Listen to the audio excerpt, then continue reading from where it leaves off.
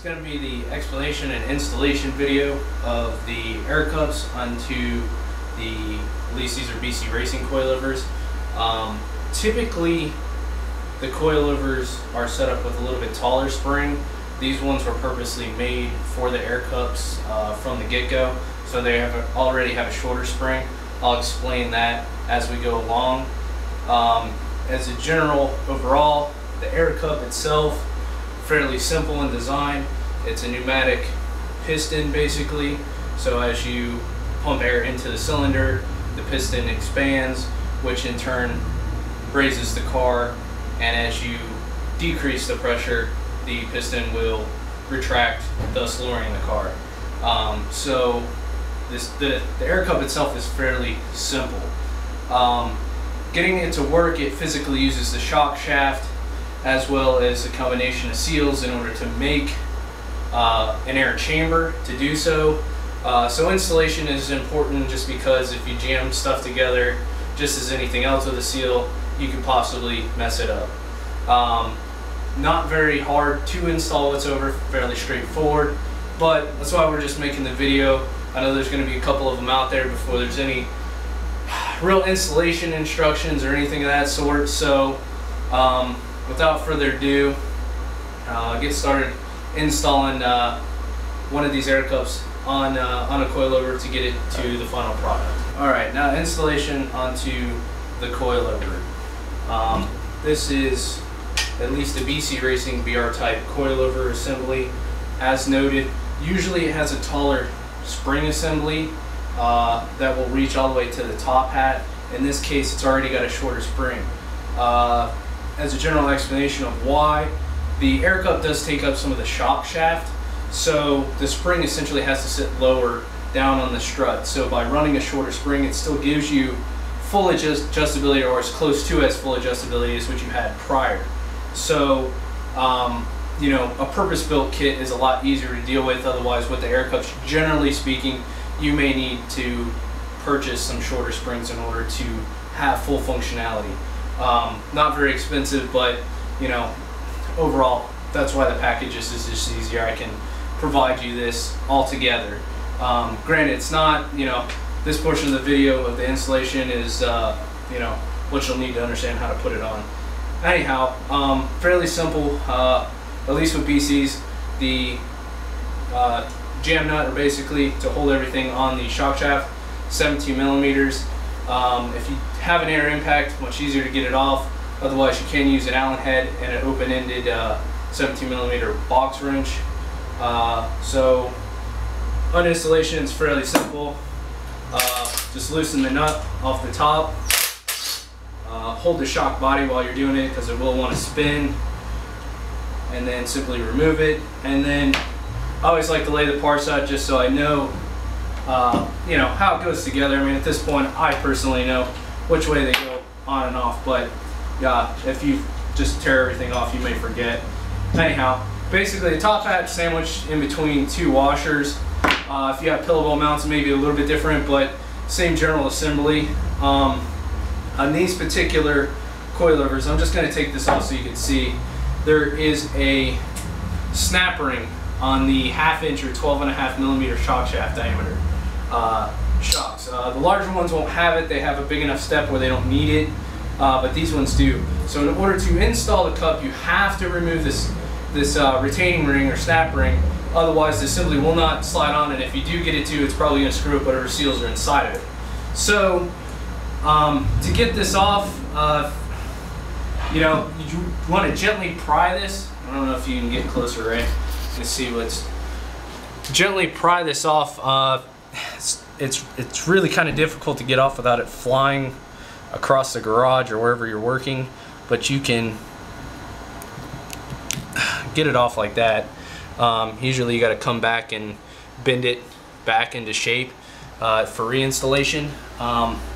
So once that's off,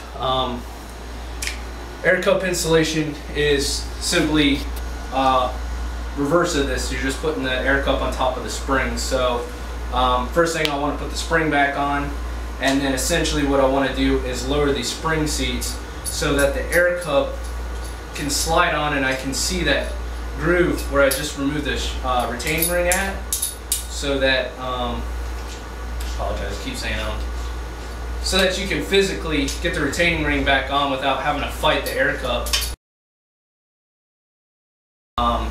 Take some dry spray lube. I'll notate that somewhere. Spray the shock shaft in the inner seal assembly just to make installation easier. We've already done this, so we're going to skip that step. So you'll notice the upper spring mount with that on here, which actually sits perfectly in the air cup, and then just as simple as lining everything. Straightforward, shock shaft through the center of it, and right about where you get to that retaining ring groove, it'll kind of hang up, but if you just wiggle it a little bit, it'll slide down, and you'll have to align that there you go, align the upper spring insulator into the actual piston itself. So I'm gonna have to lower this a little bit more. I don't know if wind up seeing this, but the groove's right at the top of the air cup. We're going to lower it a little bit more so it's easier to put the O-ring or the snap ring back in, apologize, and from there physically assemble the rest of the coilover. So 1 minute. Good. Alright, now reinstallation of the snap ring and the upper top hat assembly. Fairly simple, just absolutely the reverse of uninstalling it. Like I said, you will probably have to bend the retaining ring back into shape just slightly. The easiest path to put this on I found is over the threads. So you just kind of have to use fingernails and slide this up and over all the threads. Bear with me. Okay, there you go. We've got that back in the groove right there. Now you'll notice on one of the washers there's a recessed groove that is specifically for the retaining ring. I don't know if you can see that. So this needs to go facing downwards, and you need to make sure that that washer is sitting absolutely flat on the retaining ring. If you do not, the air cup may sit, once pressurized, may sit cockeyed and may cause it to potentially leak. But usually tightening it down will snap it into place, but like I said, I'd rather just, if you're paying attention to what you're doing, taking your time, and get that sitting flat, simply install the top hat on top of that, and then the second washer on top, and then the shock shaft nut, and then just physically use air impact or your box wrench and Allen head or Allen key to reassemble, and just physically tighten back down. Alright, that's it.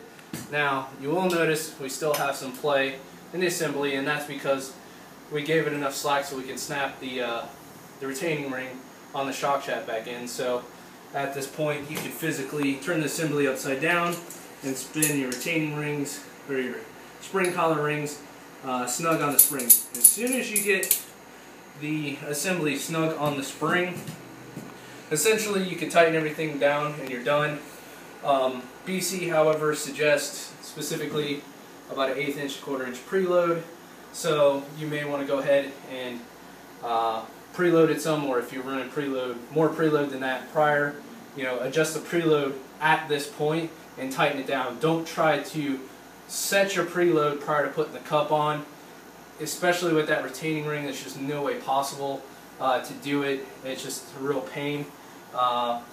Other than that, I mean, that's literally all you have to do. If you happen to have the correct equipment to hook up either the compressor that you're going to put in the car or an air compressor in your garage up to the actual air cup assembly, I would suggest hooking it up and running a couple cycles just to make sure everything's seated correctly, because it really stinks putting something in and then go, oh shoot, there's an air leak or something. Like I said, generally it doesn't happen, but the one time I say it's not going to happen, somebody's going to jam it on, have an issue, and spend 3 hours installing it and have to pull it back out just to redo it. So if you have this stuff to physically run the couple cycles, make sure everything's kosher, you'll be good.